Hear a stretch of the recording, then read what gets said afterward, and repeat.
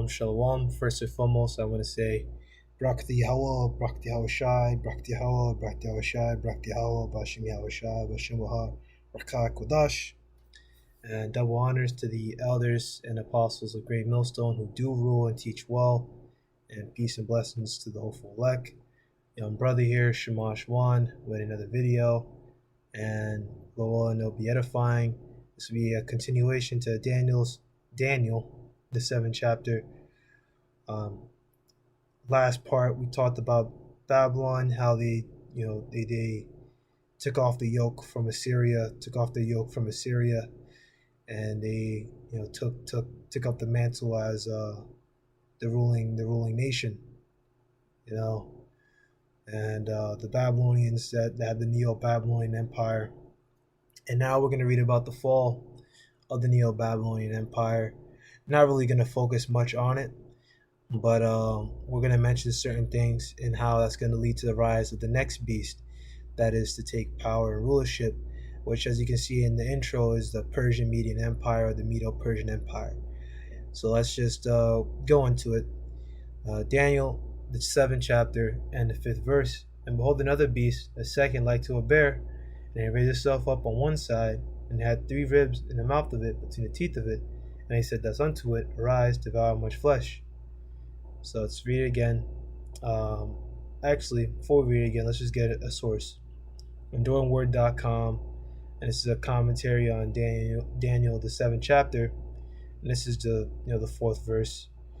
Wait, this is the 4th verse, the 5th verse. Salakia. The bear represented the Medo-Persian Empire succeeding the Babylonian Empire, which we're going to explain that later on. The 3 ribs. And this partnership between the Medes and the Persians dominated the relationship. And let's just go into the history of just that. This is Ducksters.com, and history, ancient Mesopotamia, biography of Cyrus the Great. And I read down here, founding an empire.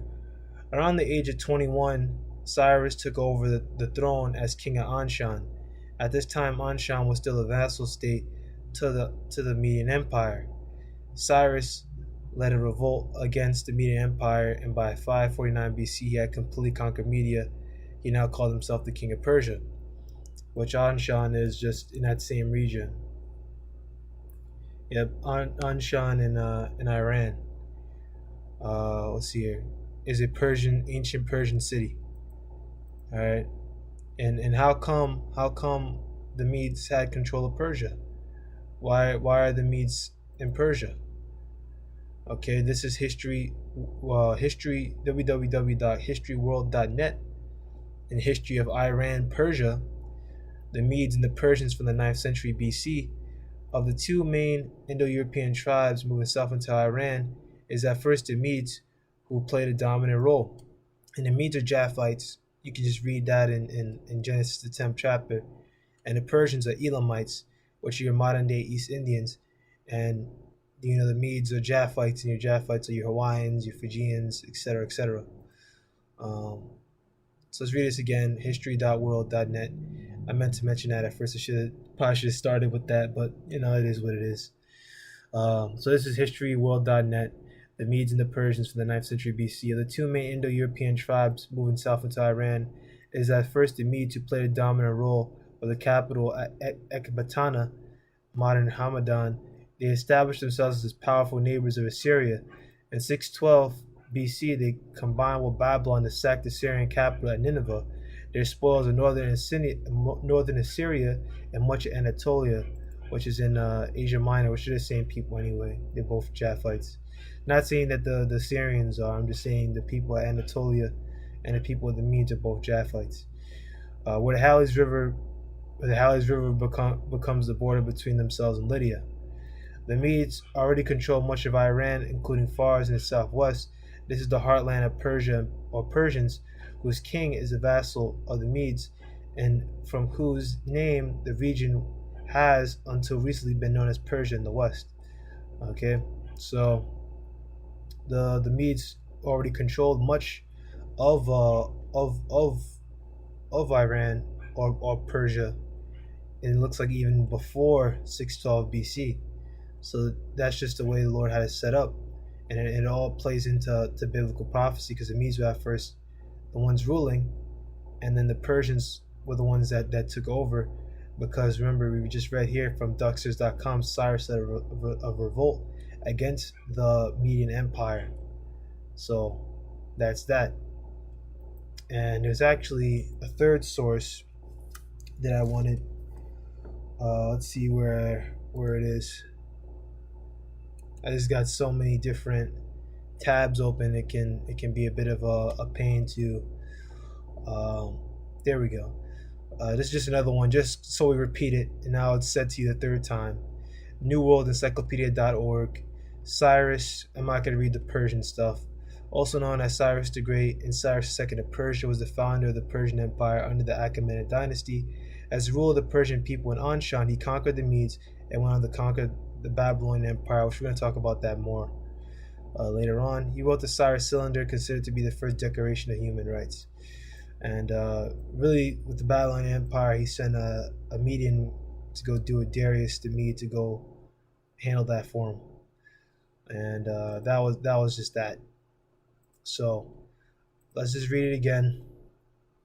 And Daniel to the 7 verse 5, behold another beast, a second like to a bear, and raised itself up on one side, and it had 3 ribs in the mouth of it, between the teeth of it, and he said, thus unto it rise, devour much flesh. So it raised itself up on one side. We just proved that the Persians became stronger than the Medes. The Medes owned the Persians at one point. The Lord had it set up for Cyrus to revolt, and Cyrus became the ruling one. The Persians became the ruling nation over the Medes. And it had 3 ribs in the mouth of it, between the teeth of it, and it said, thus unto it rise, devour much flesh. And those 3 ribs are Babylon slash Mesopotamia, which Mesopotamia means between the 2 rivers, like that entire region, Egypt and Lydia. And devour much flesh means the kingdom was vast. Slakia. So let's get another source here, and then we may jump back and forth and touch on certain things. Yeah. So this is the book of Daniel, chapter 8, verse 1. The third year of the reign of King Belshazzar, a vision appeared unto me, even unto me Daniel, after that which appeared to me at the first. And I saw in a vision, it came to pass, when I was at Shushan, and the palace was in the province of Elam, and I saw in the vision, and I was by the river Ulai. So let's get a source here. This is DanielBibleProphecy.org. King Belshazzar only reigned for 3 years. If you remember back to chapter 5, it was during his rulership that the Babylonian Empire crumbled under the hands of the Medes and Persians. So we find this vision coming to Daniel in the final year of the reign of King Belshazzar in the Babylonian Empire. Also, this vision is 2 years after the one that appeared unto Daniel first in chapter 7. And a lot of the things here, Daniel's the 8th chapter, a lot of it's similar to Daniel the 7th chapter. A lot of similar points are going on with certain changes, which we'll get into at a later time when the need arises. Now, when you read Daniel the 8th chapter, it's talking about King Belshazzar, but as with many other scriptures, it's not what you would call in chronological order, because you can read Daniel the 5th chapter, and this is where you get let's see here, Daniel the 5th chapter, and you get the fall. Yeah, exactly. You get the fall of Belshazzar and the rise of the Persians taking over Babylon, the Medo-Persian Empire taking over Babylon at the end of Daniel the 5th chapter. So this is like jumping back in time. Okay, so it's not in chronological order. This is like a jumping back. All right, because in the 5th chapter, as I said already, the Medo-Persian already took over Babylon. As I said, read that in Daniel the 5th chapter at the end, and now that actually proves that it's one of the 3 ribs, which is Babylon. But we're gonna get back into. Let's finish reading up here, one thing at a time.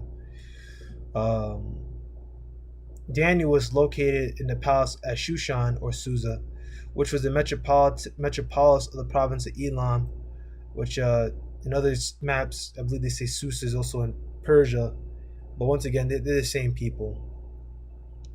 Near the river Ulai, the king of Babylon had a palace situated there, which would not make it a strange occurrence for Daniel to be there. For with the position that Daniel held in the kingdom, it would easily indicate that he was there fulfilling the king's business. Now, it was really a vision, but that's I'm not even gonna bother, man. It was really just a vision. It was not like he was actually, there. It was just a vision, you know. But once again, these are these different sites. You gotta pick the meat from the bones. Abrides was the prince of the province of Elam, which lies east of Babylon. He later revolted and sided with Cyrus the Persian. Thus, Elam became a province of Persia, linked up with the Medes to conquer Babylon. Oh, whoops! But they're the same people anyway, so it's like I didn't go off for anything. They're literally the same exact people. So that's that, and I think that's the perfect time to go ahead and get this. As we said, we mentioned Daniel chapter 5. Now, this was on the night of the fall of Babylon. Daniel had been in Babylon 7 years. He was now a very old man. And this is Halley's Bible Handbook, page 344. Belshazzar, let's see here. There we go. Belshazzar until 1853. No mentions of Belshazzar was found in Babylonian records. And Nabonidus, 555 to 538 BC, was known to have been the last king of Babylon. To the critics, this was one of the evidences that the book of Daniel was not historical, which just goes to the atheists. The scriptures talk about atheists. There's a scripture on it. I'm not going to get it right now though. Actually, let's see if I can go get it. Fool says there is no God. I'll just read it real quick. This is the book of Psalm chapter 14, verse 1. The chief musician, the Psalm of David. The fool hath said in his heart, there is no God. They are corrupt. They have done abominable works. There is none that doeth good. So once again, a fool is someone who says there is no God. And that's what these people do. They try to look in the scriptures and they try to disprove it and say that, oh, look, this guy, he never happened. Look, he's on the records. And once again, these kingdoms have been around for long periods of time. There's lots of different transfers of powers. Certain things are burnt up. Certain things are destroyed by whatever nation conquers them. Things happen, and it's really the Lord's control anyway for certain things to be around and certain things not to be around. But the fact of the matter is that history will always, show it. The Lord will show it. You look at the history, it will. I guess you could say like the history backs up the scriptures, and that's all the Lord's doing. And even if something's not explicitly written in the scriptures, it all ties in. Just want to mention that. And there we go. But in 1853, an inscription was found in a cornerstone of a temple built by Nabonidus in to a god, which read, "May I, Nabonidus, king of Babylon, not sin against thee, and may reverence for thee dwell in the heart of Belshazzar, my firstborn favorite son." Which once again, as I brought out in Wisdom of Solomon 13:1, surely vain are all men by nature who are ignorant of the Most High.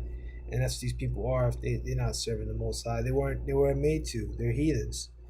So once again, this is all vanity, all pride, and that's why the Lord did away with them, man. In these times that's coming in, we're looking for the Lord to rise us up, and we're gonna have those new bodies. We're not gonna go off no more. We're gonna be immortal and have an eternal rulership on the planet Earth. But once again, the Lord just had this nation.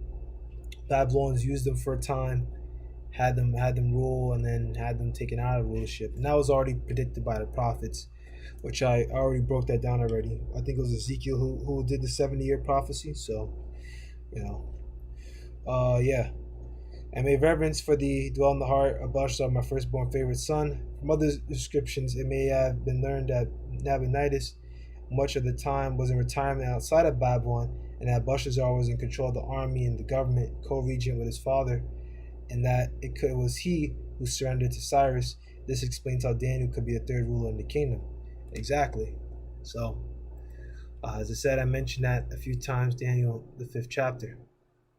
You know, and once again, this is what we just read. That's, it coming to pass.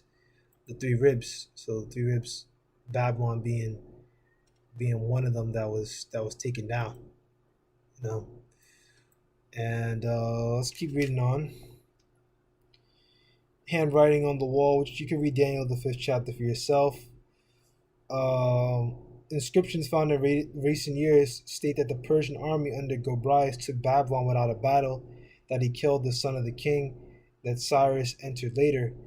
Darius, 31, who reigned in Babylon, I guess age 31, who reigned in Babylon until Cyrus took over, which that's written in Daniel 6 and 28 and Daniel 9 and 1, is not mentioned in the inscriptions. He is thought to have been either Gobryas, who is named in the Babylonian tablets as conqueror of Babylon, or as Josephus says, Caesares, the Median father-in-law of Cyrus. To have a Babylonian name and native name is common, as Daniel and his three friends were given new names. And I'm pretty sure that same Caesares is the same one that was helping out the Medes, helping out Babylon in with the fall of Nineveh, the fall of Nineveh. It's probably not the same guy. I'm not gonna really dig into it. This is just conjecture anyway. But whether Darius was father-in-law of Cyrus or one of his generals, he led the army that conquered Babylon while Cyrus was busy with his northern and western wars. And until the personal rival of Cyrus reigned as king of Babylon, probably for about 2 years, 538 to 536 BC. So that's that. So that's Babylon taken down for you. And Nabonidus was a priest. He was elsewhere, and he left Belshazzar his son to rule. And the Lord has set up for Darius the Mede to come down and take over Babylon without a fight, and later give it on to Cyrus. All right, so that was that, and that proves all of that. But let's continue reading on in Daniel, the 8th chapter, in the 3rd verse. Then I lifted up mine eyes and saw, and behold, there stood before the river a ram, the river of Ulai. And there stood before the river a ram which had 2 horns. The 2 horns were high, but one was higher than the other, and the higher came up last. So let's go read about that. And here. So this is enduringword.com. A ram which had 2 horns. In the same chapter, Daniel 8 and 20, the ram was clearly identified as representing the Medo-Persian Empire, which succeeded the Babylonian Empire. It wasn't a stretch to use a ram to represent the Medo-Persian Empire. Ammianus Marcellus, a 4th century historian, states that the Persian ruler bore the head of a ram as he stood at the head of an army. The ram was a national symbol, national emblem of Persia, a ram being stamped on the Persian coins as well as the headdress of Persian emperors. And that's about Strauss. And I'm not exactly sure who Strauss is, but a writer, I suppose. Let's see if we can go down to the bottom. And unfortunately, no sources, which a little disappointing. I would like to know who this Strauss person is, but not even a link to click it. But whatever, I'm not really gonna bother about it. But yeah, and there was another source I found that absolutely the ram was a emblem of the Persian Median Empire. Was it here? No, it wasn't here. It wasn't this website. There was a website. Let's just look up ram Persian Empire. There was this website here that said, here you go, that was that one. Yeah, well, we'll just use this one, but you can look at the images for yourself if you want. But this is gorbani.com. There are many Persian carpets with the ram's horn motif, and the symbolism behind it is fertility, power, and masculinity. The importance of this symbol comes from a millennia ago, and then it goes off and starts talking about different astrological signs and whatever. The ram has always been a symbol of the Persian Empire, Achaemenid dynasty that started in the 6th century BC during the Age of Aries. Once again, I'm not even gonna worry about that. And the kings and armies often wore helmets with ram's horns on. It was not only the Persians who revered this symbolism, and I'm not gonna bother with the rest because it's just seems to be going on about mythology, and I don't have the fucking patience to read this shit right now, man. Because it's just a bunch of nonsense, and I don't wanna read that shit. All right, but that's that. You know. So let's go back. And I set up my eyes and lo, let's lock it. Then I lifted up my eyes and saw, and behold, there stood before the river a ram which had 2 horns, and 2 horns were high, but one was higher than the other, and higher came up last. So it had 2 horns. The 2 horns are the Medes and the Persians. Medes are Japhites, Persians are Elamites. And the 2 horns were high, but one was higher. The Medes were higher at first in the history, and then the Persians were the ones at the bottom, and the higher came up last. Okay, so meaning that the Persians became greater than the Medes, which is an exact mirror of what we just read in Daniel, the 7th chapter, in the 5th verse, how it raised itself up at one side, which represents how the Persians became stronger than the Medes. How the Persians become stronger than the Medes? Well, Cyrus led a revolt against the Median Empire. And as we read here, Cyrus led him. Let's read it again. Duxus.com, Cyrus the Great. Around the age of 21, Cyrus took over the throne as king of Anshan. At this time, Anshan was still a vassal state to the Median Empire. Cyrus led a revolt against the Median Empire, and by 549, he had completely conquered Media. He now called himself the king of Persia. So that's that. And we proved that again. Verse 4, and I saw the ram pushing westward and northward and southward, so that no beast might stand before him. Neither was there any that could deliver out of his hand, but he did according to his will. And became great. And as we went into, which I'm pretty sure I mentioned it already, but the three ribs are Babylon, Egypt, and Lydia. And East is not mentioned because the Medo-Persian Empire was situated in the east, and modern day Iran, which Iran changed its name to Iran. Originally was called Persia. Neither was there any that could deliver out of his hand. The empire was too strong at that time. The west, right? Because it said westward, man pushing westward, was Babylon. The north was Lydia, and the south was Egypt. And Lydia is in Asia Minor, and Babylon is in Mesopotamia, and the south is Egypt, and you know where Egypt is. All right, and this is the same exact ones that you read about here with the 3 ribs. So let's go back to EnduringWord.com, Daniel 7. The bear represented the Medo-Persian Empire succeeding the Babylonian Empire. In this partnership between the Medes and the Persians dominated the relationship. Most think the 3 ribs represented their three great military conquests: Babylon, Egypt, and Lydia. Which, in process of time, they actually acquired much more than just Babylon, Egypt, and Lydia, because you can go into the book of Esther, and there's like 127 provinces that they had, so you can look at that for yourself. The slow, crushing armies of the Medo-Persian Empire were well known. They simply overwhelmed their opponents with superior size and strength.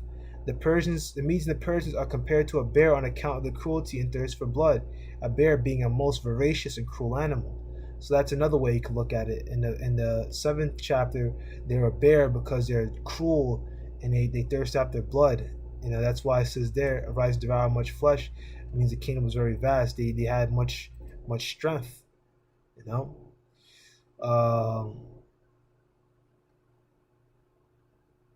Let's see. We don't really need to go into the rest of this. That's pretty much it on that one. So we went to the Babylonians. That's Daniel, the 5th chapter. But we still have to go into Egypt and Lydia. So let's just do Lydia first real quick. So Lydia was a region of Western Asia Minor. This is worldhistory.org, by the way. Lydia was a region of Western Asia Minor, which prospered due to its natural resources and position on trading routes between the Mediterranean and Asia. The kingdom of Lydia flourished in the 7th and 6th centuries BCE and expanded to its greatest extent during the reign of Croesus, famed for its great wealth. Lydia then became a Persian satrapy, which is capital at Sardis. And then that's it. I'm going to leave that. The rest was later conquered by Alexander, but that's going to come in the next part. I'm not going to talk about that right now. I may or may not mention it in the next part. Let's see here. Lydia, geography and resources. Lydia, a name derived from its first king, Lytus, according to Herodotus, but also known as Maonia, occupied on the western region of Asia Minor, Anatolia, or modern-day Turkey, and Hermus and Cayster valleys. Its neighbor were Caria south, Phrygia east, and Mysia north. The cities located on the coast, such as Smyrna and Ephesus, which appear in the New Testament, in the scriptures with Paul, etc., Ephesians, were intimately under the control of Lydia. As a meeting point between east and west, Lydia became an important trading area, which further enriched the kingdom already blessed with fertile land and natural resources, especially silver and gold from the Pactolus River. Lydia was also noted for its production of fine textiles and leather goods. So no wonder that the Persians wanted. Let's skip down a little bit. The Greeks told the legendary wealth of Croesus, which let's actually just read from the top. Of Croesus, Lydia thrived even more under the last Mermnad king, which is a dynasty of them. And he's a Japhite, who conquered the Greek cities on the coast and expanded the empire to control all of the Anatolian plateau up to the river Halys, and thus border the Persian Empire. Croesus maintained friendly diplomatic relations with the Greeks, and he even gave financial aid to the rebuilding of the Temple of Artemis at Ephesus, and made dedications at Delphi, where he famously misinterpreted the oracle's proclamation that an empire would fall. Alas, it would be Lydia, and not, as Croesus thought, Persia. So, once again, the Lord had that set up. The damn oracles, man. They're really communicating with demons. But once again, demons are controlled by the Lord. The Greeks told the legendary wealth of Croesus, probably based on the fact that Lydia was one of the first states to mint coinage. Perhaps in the reign of Croesus' father Alyattes, perhaps they were the first nation to, one of the first states to mint coinage. And you have here Lydian gold stated, which you can look it up. One of the first states to go ahead and do that. Let's continue reading. These roughly made coins were small lumps of electrium, an alloy of gold and silver, or pure silver and gold, which were stamped with the design of a lion and an ox. Croesus' expansion of Lydia came to abrupt end when the Persian king Cyrus II defeated him in 546 BCE. The Persian king Cyrus II defeated him in 546 BCE in the battle at Halys. Croesus was thrown on a funeral pyre, with legend claiming the king was saved by Apollo. Bullshit, once again, vain. And taken to a mythical land of the Hyperboreans, while Sardis was taken, and Lydia became thereafter a Persian satrapy. Okay, and that's pretty much it for that one. So that's Lydia.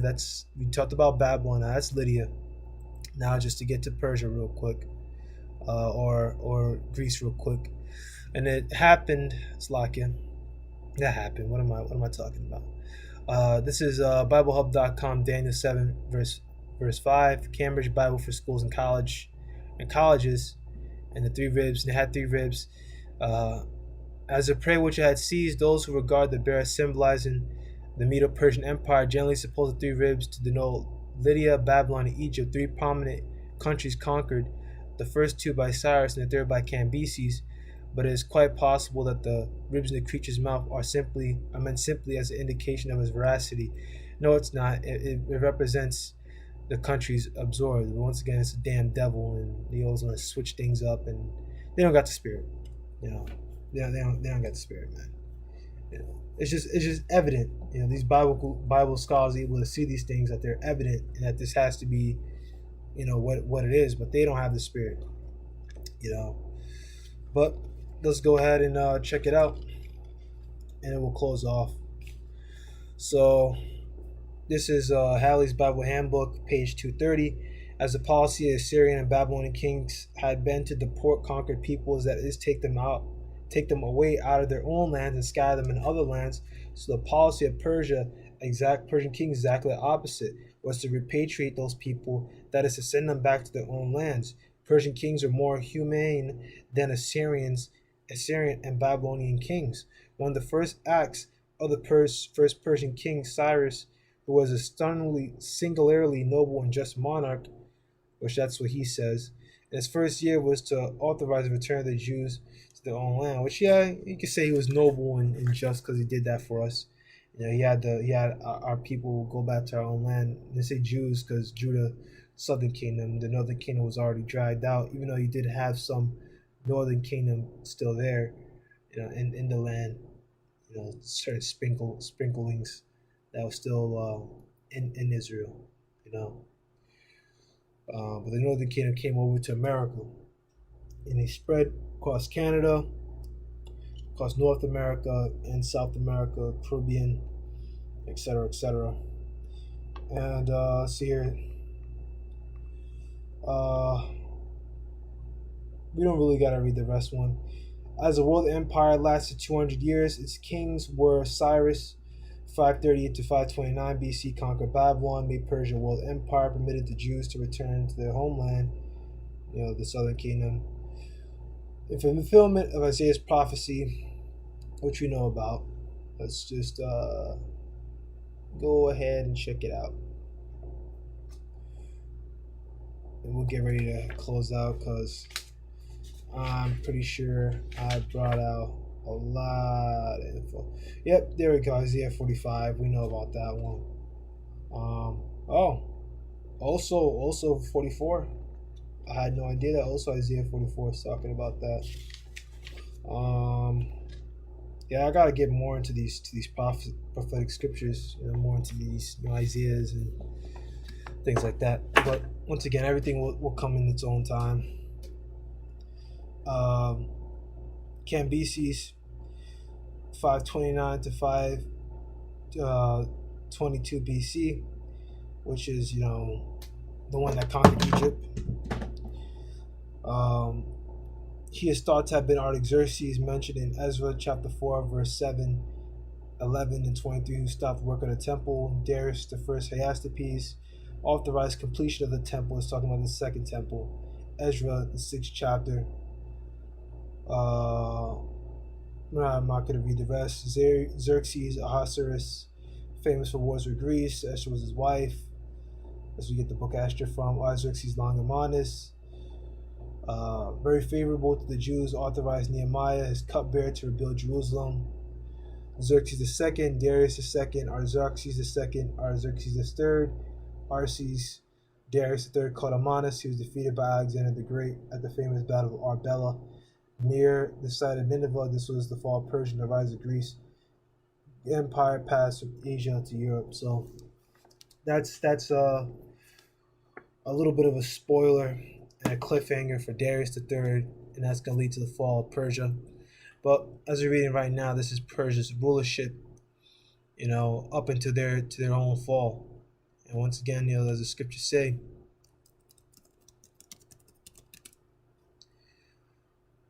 let's see here. This is the book of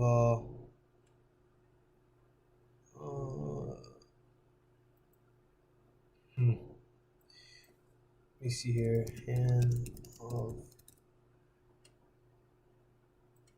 Let's see, whithersoever.